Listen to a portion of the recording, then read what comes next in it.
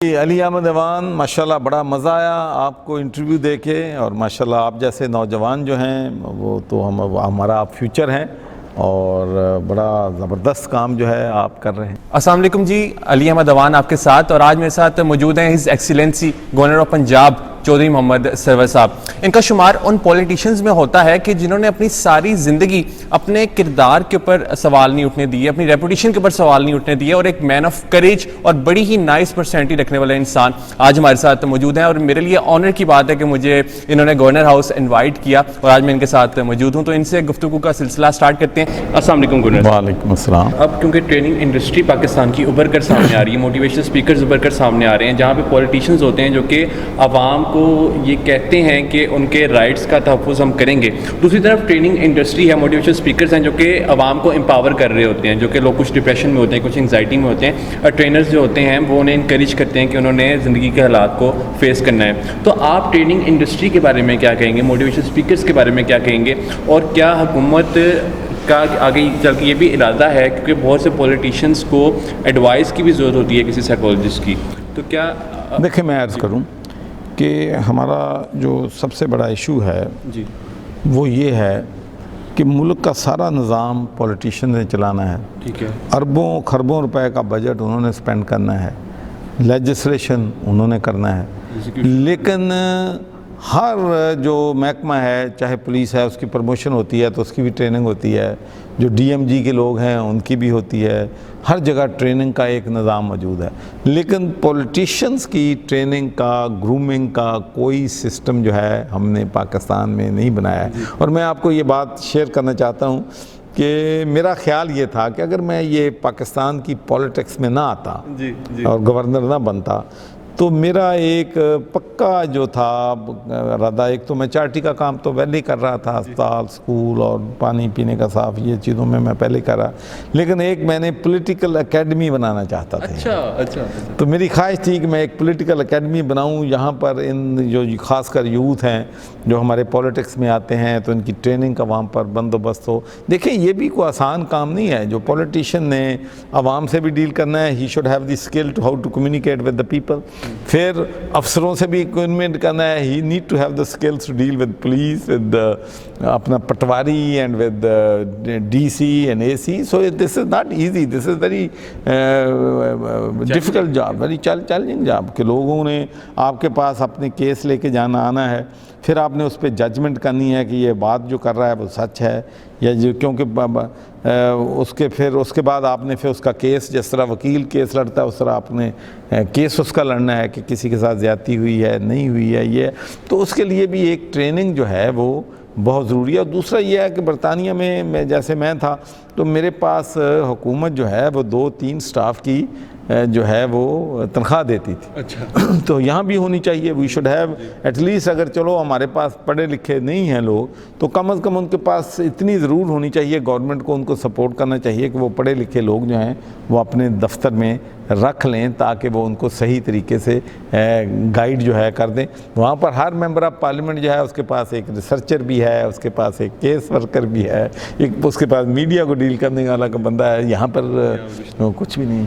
ویسے سر ایک اچھا لیڈر جو ہوتا ہے نا وہ اچھے لیڈرز کریٹ کرتا ہے، مگر میں نے آبزرو یہ کیا پاکستان میں لیڈر کوئی نہیں کریٹ کرتا، نہیں کرتا بالکل۔ آپ کو بتاؤں گا ایک کلچر ہمارا، پوری دنیا میں بزنس کمیونٹی دیکھ لیں، کوئی چیز بھی وہ چاہتے ہیں کہ میں اپنا پریڈیسیسر جو ہے تیار کروں، اپنا جو ان کا ڈپٹی ہوتا ہے وہ چاہتے ہیں کہ میرا ڈپٹی اس قابل ہو کہ اگر وہ 4 ہفتے کی چھٹیوں پہ بھی چلے جائے، چیف ایگزیکٹو یا کوئی بھی، تو اس کا سٹاف جو ہے should be able to run the show. جی، لیکن ہم دیکھ لیں ہماری کتنی بدقسمتی میں کہہ لوں کہ ہماری نہیں فیملی ہے، مثلا میری فیملی ہے، میں کوشش کرتا ہوں کہ اگر میں کوئی بزنس کر رہا ہوں تو میرا بچہ بزنس سیکھ لے، اگر میں فوج میں ہوں تو میں کوشش کرتا ہوں بچہ فوج میں آ جائے، اگر میں پولیس میں ہوں تو کہتا ہوں میرا بچہ پولیس میں آ جائے، تو ہم سکسیشن جو ہے وہاں کرتے ہیں،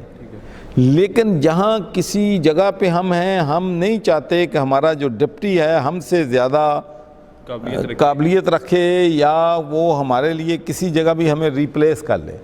تو یہ جو سینس آف انسیکیورٹی ہے اس کی وجہ سے میں سمجھتا ہوں. حالانکہ اگر آپ کا ڈپٹی اچھا ہوگا تو آپ کے کام میں مدد ملے گی, آپ مؤثر طریقے سے کام کر سکیں گے, لیکن اس پرسیپشنز کو, اس ویوز کو, اس تھاٹس کو ہمیں تبدیل کرنا پڑے گا. سر ایز اے گورنر آپ کے لیے کون سے چند ایسے فیصلے تھے جو کہ لینا بہت مشکل تھے؟ اور ایک اور سوال اس کے ساتھ سر کہ ایک اچھا لیڈر جو ہوتا ہے نا سر, اس کے لیے بڑا ایزی ہو جاتا ہے کہ اس سے جب کوئی بیڈ نیوز ہے تو اس نے اپنی ٹیم کے ساتھ شیئر کرنی ہے, تو وہ ایک بڑے اچھے وے میں کمیونیکیٹ کرتا ہے اپنی ٹیم کے ساتھ, سو دیٹ کہ اس کی ٹیم کا جو مورال ہے وہ ڈاؤن نہ ہو جائے. تو آپ نے اگر کبھی کوئی بیڈ نیوز شیئر کرنی ہو اپنی ٹیم کے ساتھ تو آپ کس طرح کرتے ہیں؟ دیکھیں جی, ایک تو آپ نے کہا کہ آپ کے سامنے مشکل کیا تھا.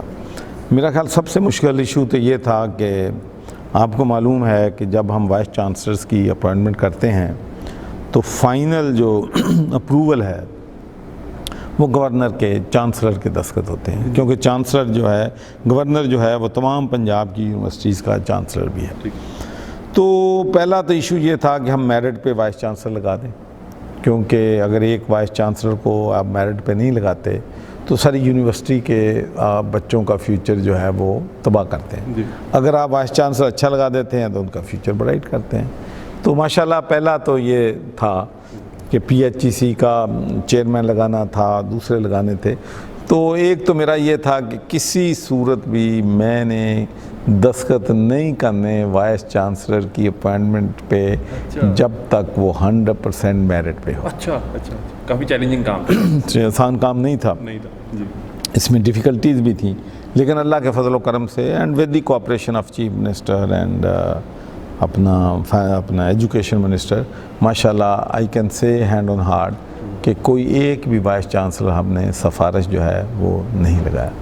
دوسرا ہمارا بڑا چیلنج یہ ہوتا ہے کہ میں جب پچھلی دفعہ گورنر بنا تھا تو میرے پاس کیسز جو تھے 2013 میں بنا تھا تو 2006 کے کیسز بھی پینڈنگ پڑے تھے. آپ کو پتہ ہے کہ بہت سے کیسز کی اپیل جو ہیں اس میں فائنل اتھارٹی گورنر ہوتا ہے. تو میں نے پہلا یہ کام کیا کہ میں نے اپنے سٹاف کو بٹھایا, میں نے کہا بھئی آپ صرف ایک بات ذہن میں رکھنی ہے, کیونکہ ہر کیس میں نہیں پڑھ سکتا, ہر کیس کی میں اسٹڈی نہیں کر سکتا, لیکن آج ہم لوگوں کے فیصلے کر رہے ہیں, ایک دن اللہ کے سامنے ہم نے پیش ہونا ہے تو ہمارے فیصلے وہاں ہونے ہیں. تو آپ جو انصاف کے تقاضے ہیں ان کو پورا کرنا ہے. انہوں نے کہا جی ہم اتنے سینکڑوں کیسز کے فیصلے کریں گے تو ہمارے خلاف ہائی کورٹ میں رٹیں ہو جائیں گی, یہ ہو جائے گا. میں کوئی فرق نہیں پڑتا, ہم نے ایمانداری سے فیصلے کرنے. تو میں نے کہا کہ میری کورٹ میں کوئی بھی کیس 6 مہینے سے زیادہ پینڈنگ نہیں ہونا چاہیے. تو ہم نے ماشاءاللہ وہ سسٹم کر دیا, اور اب بھی ماشاءاللہ کوئی کیس ہمارے 5-6 مہینے سے زیادہ ہمارے پاس نہیں روکتا. ونڈرفل جی, ونڈرفل کہ آپ نے ٹیلی میڈیسن کی بنیاد رکھی, اور پاکستان میں سب سے پہلا انیشیٹو آپ کی طرف سے, کیونکہ آج کل ہر چیز آن لائن ہو رہی ہے اور آپ نے بر وقت یہ اقدام لیا. تو مجھے بتائیے گا کہ یہ سارے سٹیپس لیتے ہوئے کوئی ڈیفیکلٹی کا سامنا کرنا پڑا؟ پہلے تو میں یہ بتانا چاہتا ہوں کہ میرا خیال 18 مارچ کو ٹھیک ہے میرے نوٹس میں یہ بات لائی گئی کہ صرف جناح ہسپتال میں پینک کی وجہ سے کوئی تقریباً 9,000 لوگ جو ہیں چیک اپ کے لیے گئے ہیں, اور ان کے ساتھ 18,000 لوگ اور تھے. اچھا. تو میں نے سوچا کہ اس وائرس جو ہے یہ انسانوں سے انسانوں میں جاتی ہے, تو اس کا جو بہترین حل ہے وہ یہی ہے کہ لوگ اپنے گھروں میں رہیں. اپنے گھروں میں جو ہے اگر ان کو سروس وہ مل جائے جو ہسپتال میں جا کے ملنی ہے, تو اگر گھر میں مل جائے تو ہسپتالوں پہ پریشر جو ہے, برڈن جو ہے وہ کم ہو جائے گا. تو میں نے اس خیال سے پھر وائس چانسلر ہمارے یونیورسٹی آف ہیلتھ سائنسز کے, میں نے ان کو بلایا, ان سے مشورہ کیا, اور میں نے کہا کہ بھئی آپ ٹیلی میڈیسن سینٹر کا جو ہے کام شروع کریں, اور اپنے ڈاکٹرز اور والنٹیئرز جو ہیں, نرسز یا فائنل ایئر اسٹوڈنٹ, ان کو ریکروٹ کریں. ٹھیک ہے. تو 18 مارچ کو میں نے اس سے میٹنگ کی, اور 19 مارچ کو ہم نے پہلا ٹیلی میڈیسن سینٹر جو ہے اس کی بنیاد رکھی. مطلب اتنا سپیڈیلی ہم نے 24 گھنٹوں میں. تو اب ماشاءاللہ 35 سینٹر قائم ہو چکے ہیں. 1 لاکھ سے زیادہ لوگ جو ہیں وہ جو ہے گھر بیٹھے اپنا چیک اپ کروا چکے ہیں. اس میں آپ ٹیلی فون لائن پہ بھی کر سکتے ہیں, اور پھر آن لائن بھی کر سکتے ہیں, ویڈیو پہ بھی کر سکتے ہیں. تو ماشاءاللہ ہمارے پاس اب تقریباً 8,000 کے قریب والنٹیئرز ہیں جو راؤنڈ دا کلاک لوگوں کو سروس دے رہے ہیں. اور اس کے بعد پھر ہمیں یہ محسوس ہوا کہ بہت سی خواتین جو ہیں وہ فون کرتی تھیں, تو آگے ڈاکٹر مرد ہوتے تھے تو ظاہر ہے کہ وہ اپنی پوری ان کو ہیسیٹیشن اور اپنی جو بات ہے وہ نہیں بتا سکتی تھی. تو اس کے بعد ہم نے پھر پنک جو ہے ہیلپ لائن قائم کی, جس سے صرف خواتین جو ہیں وہاں پر ڈاکٹرز بیٹھی ہیں, اور اگر خواتین ہی وہاں پر فون کر سکتی ہیں. سر اس کی مانیٹرنگ بھی کی جا رہی ہے؟ کچھ جی پوری مانیٹرنگ ہوتی. کچھ لوگ ہوتے ہیں جو کہ شرارت کے طور پہ بھی نا, جیسے لاک ڈاؤن میں کچھ لوگ فری تو شرارت کے طور پہ سب نے کر کے دیکھ لیا, اللہ کے فضل سے پاس ہی ہوئے ہیں, سب ٹیسٹ بھی ہو گئے ہیں لوگوں نے.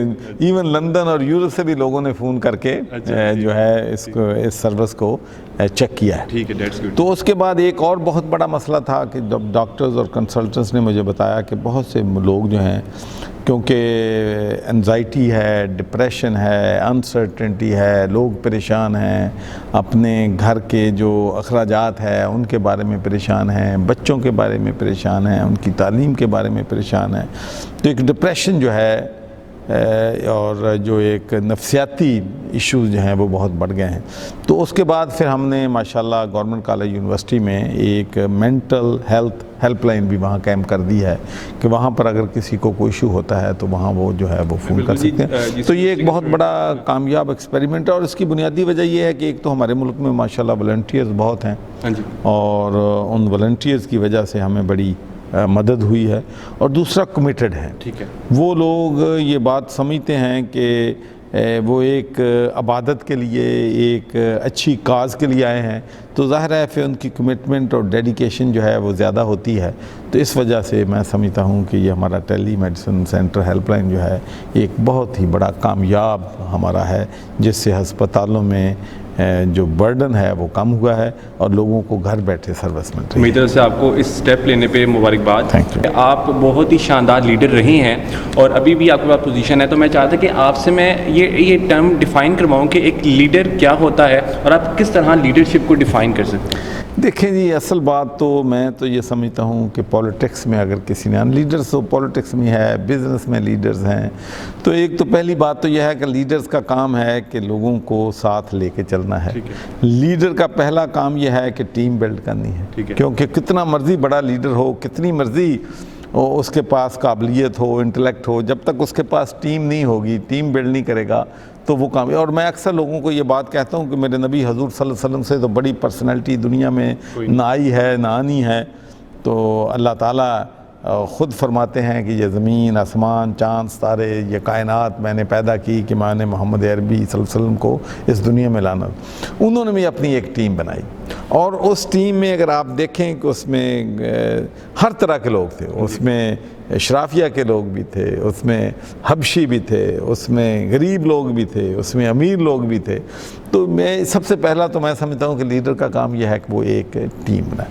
پھر اس کے بعد پھر پیشن ہو کہ he feels the pain of other people. جو شخص دوسرے کا پین غریب کا فیل نہیں کر سکتا وہ ڈیلیور نہیں کر سکتا. یہ میرا جو ہے کم از کم 40 سال ایکٹیو, بلکہ 50 سال ایکٹیو پولیٹکس کا نچوڑ یہ ہے کہ اگر بندہ اپنی قوم کے لوگوں کو, اپنے ملک کے لوگوں کو اپنے بچوں کی طرح, اپنے بیٹوں کی طرح, اپنی بیٹیوں کی طرح, اپنی بہنوں کی طرح, اپنی ماؤں کی طرح ٹریٹ نہیں کرے گا تو پھر وہ لیڈر نہیں ہو سکتا. میں ایک ایگزامپل دیتا ہوں کہ میرے 2 ہسپتال میں چلاتا ہوں. اچھا جی.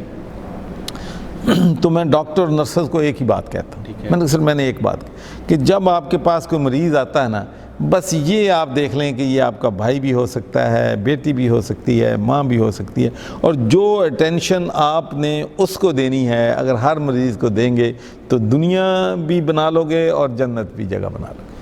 سر ایک اور چیز میں نے آبزرو کی اپنی پرسنالٹی کے اندر کہ آپ نے بہت سی جگہوں پہ سالس کا کردار بھی ادا کیا. یعنی آپ نہ صرف اپنی پارٹی کے اوپر انفلوئنس کرتے ہیں بلکہ جو اپوزیشن پارٹیز ہوتی ہیں وہ بھی آپ سے مشورہ لینا چاہتی ہیں. جس طرح مجھے ایک انسیڈنٹ یاد ہے, میں تب کافی چھوٹا ہوتا تھا جب ڈاکٹر طلال القادری صاحب آئے لاہور میں, اور طیارہ جب انہوں نے لینڈ ہوا تو انہوں نے اترنے سے انکار کر دیا, اور انہوں نے کہا کہ جب گورنر پنجاب آئیں گے, چودھری سرور صاحب آئیں گے تو تب میں اتروں گا.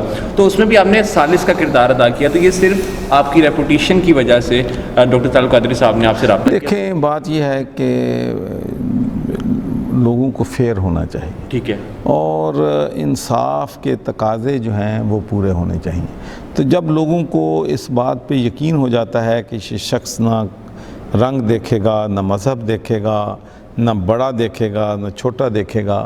اگر اس کے پاس کوئی ثالثی کے لیے چیز جائے گی تو یہ انصاف کرے گا, تو پھر لوگوں کا اعتماد بڑھ جاتا ہے. میں آپ کو ایک ایگزامپل دیتا ہوں کہ میں اسکاٹ لینڈ میں تھا, اور آپ کو معلوم ہے کہ وہاں تو پریا پنچایت کا رواج ہی نہیں ہے, وہ ملک ہے, لیکن وہاں بھی بہت سے کیسز جو تھے جب دو پارٹیاں فریق آپس میں لڑ پڑتے تھے تو دونوں پارٹیاں مجھے لکھ کے دے دیتی تھیں کہ جو بھی آپ فیصلہ کریں گے وہ ہمیں قبول ہوگا. اور مجھے اچھی طرح یاد ہے کہ بہت سے وکیل جو ہیں وہ مجھے لکھتے تھے کہ mister Sarwar we have been told کہ you are now doing the arbitration in such and such case, thank you for making us redundant.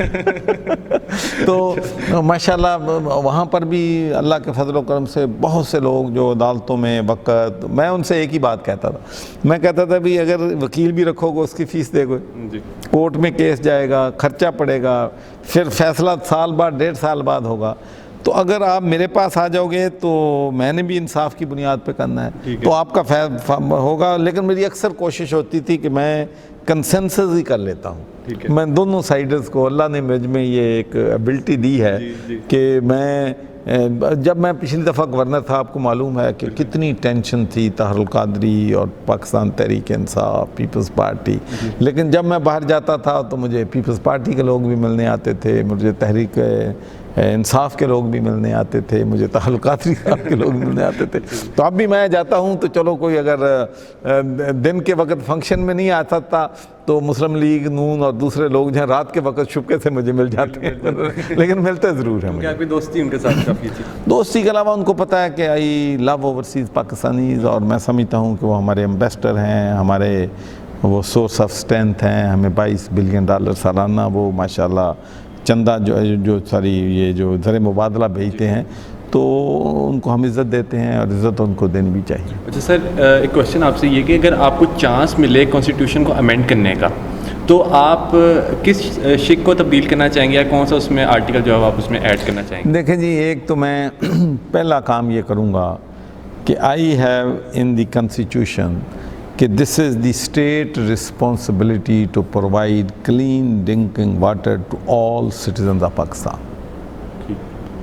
اس لیے کہ 70% لوگ 60% لوگ جو ہیں وہ گندا پانی پینے کی وجہ سے بیماریوں کا شکار ہے. پہلی تو میں سمجھتا ہوں کہ اسٹیٹ کی یہ ذمہ داری ہونی چاہیے کہ وہ لوگوں کو پینے کا صاف پانی جو ہے وہ فراہم کرے. اور دوسری چیز جس سے میں بہت اریٹیٹ ہوتا ہوں اور جو مجھے میں سمجھتا ہوں کہ that is the root cause of all the problems facing our country, کہ یہ جو فائل ہے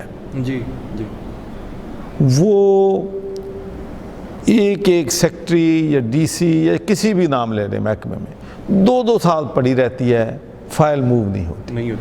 تو میں تو بالکل ایک مینڈیٹری بناؤں کہ ایوری فائل جو ہے کسی بھی دفتر میں جاتی ہے, چاہے وہ گورنر کے آفس میں ہے, چاہے وہ پرائم منسٹر کے آفس میں ہے, چاہے وہ چیف منسٹر کے آفس میں ہے, کمشنر کے آفس میں ہے, مور دین انلیس کہ کوئی ڈیسیجن نہیں اس پہ کرنا کورٹ نے, تو میں سمجھتا ہوں کہ اس میں 5 ورکنگ ڈیز سے زیادہ اگر کوئی زیادہ ہے اور اس کی وجہ سے کسی کا نقصان ہوا ہے تو that officer should be responsible to pay the compensation for that. اگر ان کی پوری چیزیں مکمل ہیں, کوائف مکمل ہیں, جو ان کی ضروریات ہیں وہ مکمل ہیں, تو اس کے بعد جو فائلیں ہیں یہ ٹیبل پہ رہنے سے, دیکھیں سب سے بڑا ایشو میں سمجھتا ہوں اس وقت یہ ہے پلاننگ مسئلہ. کسی نے گھر بنانا ہے اس کی پلاننگ چاہیے, کسی نے ہوٹل بنانا ہے اس نے پلاننگ چاہیے, کسی نے ریسٹورنٹ بنانا ہے اس کو پلاننگ چاہیے, کسی نے سوسائٹی بنانی ہے اس کو پلاننگ چاہیے. 3 سال 5 سال فائلیں جو ہیں وہ ٹیبل پہ پڑی رہتی ہیں. 6 مہینے کمیٹیوں کی میٹنگ نہیں ہوتی. وہاں پر پلاننگ کمیٹی کی میٹنگ ہر ہفتے ہوتی ہے, ایوری ویک جو بھی فائلیں ہوتی ہیں اس پہ فیصلہ ہوتا ہے. تو میں سمجھتا ہوں کہ اس میں جو ڈیلے ہے this is causing unnecessary problems for the people. اور تیسری بات جو میں کروں, میں تو یہ کروں کہ جتنے بھی کیسز ہیں چاہے وہ گورنر کی کورٹس میں ہیں اس میں ٹائم لائن ہونا چاہیے. دیکھیں ہمارا پرابلم سب سے بڑا کیا ہے کہ ہمارے جب کسی کا قتل ہوتا ہے, ڈاکہ پڑتا ہے, چوری ہوتی ہے یا کوئی اور جرم ہوتا ہے, تو 10 سال 15 سال جو ہے وہ کیس سول کورٹس آ گئی، پھر سیشن کورٹس آ گئی، پھر ہائی کورٹس آ گئی، پھر سپریم کورٹ آ گئی، اس میں سال ہا سال چلتے ہیں۔ ایک تو اپیلیں جو ہیں 4 اپیلیں تو ہونی چاہیے۔ ایک کلرک کی ڈسمسل کی بات ہوتی ہے تو کیس ہائی کورٹ میں ہوتا ہے۔ کم از کم میں نے نہیں سنا کہ ایک کلرک کی ڈسمسل کا یا ایک ٹیچر کی ڈسمسل کا ہائی کورٹ میں ہو۔ جی جی ٹھیک ہے جی، میرے پاس گورنر کے پاس کیس آتے ہیں کہ چپراسی جو رکھا تھا وہ اس کو سیک کیوں کیا گیا۔ تو ایک تو کم از کم لمٹ ہونی چاہیے کہ ایک کیس ہے، وہاں پہ 2 اپیلیں، ایک شرف کورٹ ہے ایک ہائی کورٹ ہے، 2 جگہ پہ جانا ہے، ایک اپیل ہے بس، دیٹس اٹ۔ ایک شرف میں ہوتا ہے فیصلہ، جو اس کے خلاف جاتا ہے وہ ہائی کورٹ میں چلا جاتا ہے۔ تو ایک تو یہ ہمارا نظام سارا جو ہے میں سمجھتا ہوں کہ اس کو سارے کو ری ایگزامن کرنے کی ضرورت ہے، اور جوڈیشری ریفارم جو ہیں میں تو سب سے زیادہ فوکس اپنا دیکھیں، جو کرمنل جسٹس سسٹم ہے آپ کا، اس کے 4 کمپوننٹ ہیں۔ سب سے پہلے جو کوئی جرم کرتا ہے اس کی انویسٹیگیشن ہونی ہوتی ہے۔ انویسٹیگیشن کون کرتا ہے؟ پولیس کرتی ہے۔ تو آپ سوچ لیں کہ کیا جو ہمارا کنسٹیبل ہے کیا اس کے پاس ایبلٹی ہے کہ وہ کیسز کی جو ہے تفتیش جو ہے وہ کر سکے۔ تو ہمیں ایک ایسا نظام پولیس میں ریفارم دلانی چاہیے کہ جس میں جو انویسٹیگیٹنگ آفیسرز ہیں ان کا جو تعلیم ہے یا ان کا جو ویژن ہے وہ اس قابل ہو کہ وہ صحیح تفتیش کر سکے، اور جو شواہد ہیں ان کو صحیح طریقے سے اکٹھا کر سکے۔ پھر اس کے بعد پراسیکیوشن ہے۔ پاکستان میں پراسیکیوشن چیز کی نام کوئی نہیں ہے۔ پھر جوڈیشری ہے۔ تو میں سمجھتا ہوں کہ اس کے لیے ہمیں ضرور کرنا پڑے گا کہ کیسز جو ہیں کم از کم لوگوں کو دیکھیں نا، کتنے ہینس کرائم ہوتے ہیں، عورت کے ساتھ زیادتی ہوتی ہے، 6 سال کی بچی کے ساتھ زیادتی ہوتی ہے، تو ان کیسز پہ اگر 6 مہینے اور سال میں فیصلہ ہوگا تو اس کا امپیکٹ ہوگا۔ اگر کسی کو 15 سال کے بعد سزا مل بھی جاتی ہے تو لوگ بھول جاتے ہیں، بلکہ اس سے ہمدردی پیدا ہو جاتی ہے۔ تو ہمیں سپیڈی جسٹس اور سستا انصاف لانے کے لیے اقدامات جو ہیں وہ کرنے پڑیں گے۔ اچھا، میں آج آپ کے ساتھ ہمیں بیٹھا ہوں نا، تو میرا خود اپنا جو مورال ہے وہ کافی ہائی ہو گیا، اور مجھے آپ نے کافی موٹیویٹ کیا۔ تھینک یو سو مچ، آپ نے اپنا قیمتی وقت دیا اور ہماری آڈینس کے ساتھ اپنے اتنی قیمتی باتیں شیئر کی۔ Thank you.